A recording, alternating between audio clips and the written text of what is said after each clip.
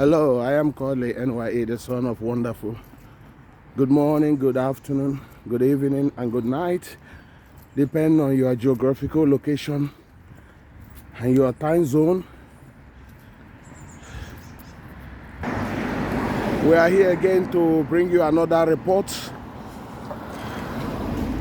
We are here to bring you another happenings in Nigeria, in our homeland, and you can see how new subscribers, you're all welcome. It's another wonderful day. It's been a little cold this morning, but we are soldiering on, and we want to bring you another news.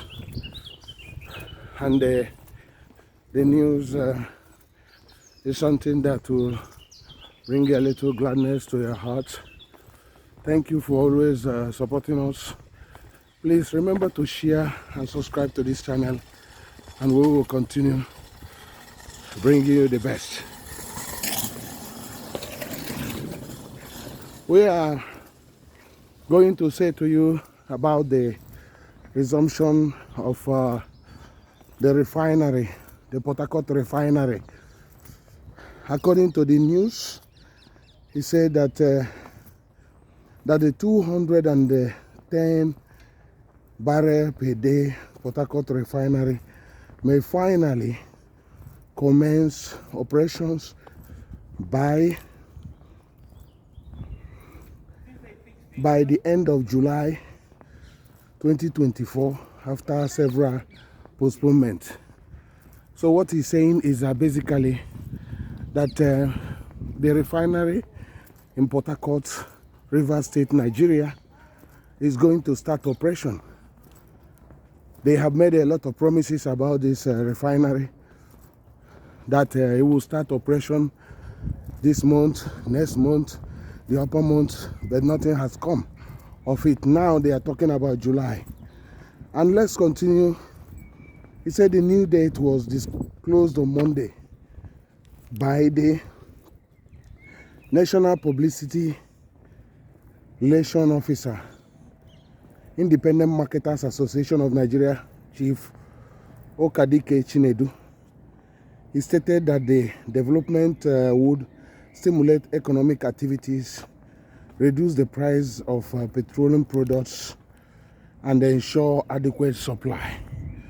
Last year, in December, the Minister of State for Petroleum Resources, Henneken Rupabili, announced the mechanical completion and the flare start of the biggest crude refinery in Port-Harcourt. The refinery comprises 2 units, with the old plant having a refined capacity of 60 barrels per day, and the new plant has 150 barrels per day. The refinery, you may recall, was shut down in March 2029 for the first phase of repair works, after the government secured the service of a technical advisor of Italy's Mare Tecmont to handle the review of the refinery complex, with oil major Eni appointed technical advisor. On March 15, 2024, it was reported that the group chief executive officer of nnpc Limited, Mele Kari, stated that the Port-Harcourt refinery would commence operation in about 2 weeks. So that's what we are bringing you today, and you might be asking this nnpc every time. nnpc, one of the most corrupt companies in Nigeria, which has been a front for the economic balkanization of Nigeria. A lot of resources are stolen. The fuel are not accounted for, and nobody knows what is actually going on there. the actual output, nobody knows. A company that has how many refineries, but none of them is working, and are being rewarded. The managements are not being rewarded, to continue in the art, where incompetency is the order of the day.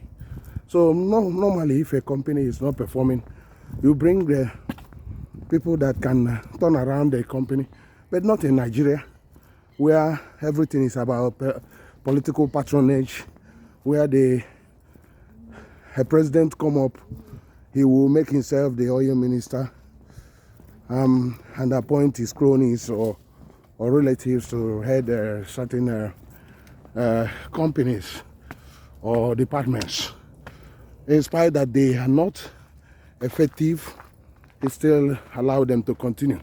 That's why the country has not moved forward since independence over almost 60 years ago. So the president will not be head of agriculture or head of other areas that are very, very vital in the economy, but they will choose to be the head of petrol. They will not be head of coal mining or no, they will not go there because they think they will not be making that much money there.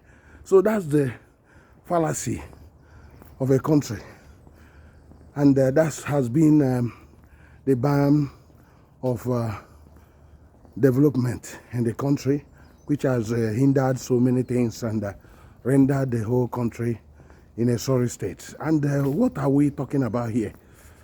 We are talking about the Port-Harcourt refinery, the resumption date, they said in July. But remember, this was announced by the independent marketers publicity secretary, Mr. Kodili-nye. But it's not definite because they have postponed this in several times ago before, and it's most likely that this one might not be achieved. So that's Nigeria for you. And when we talked about this a country that has shown itself to be very unserious about development, everything in the country is being trivialized. Everything is done in a way that will not encourage any development.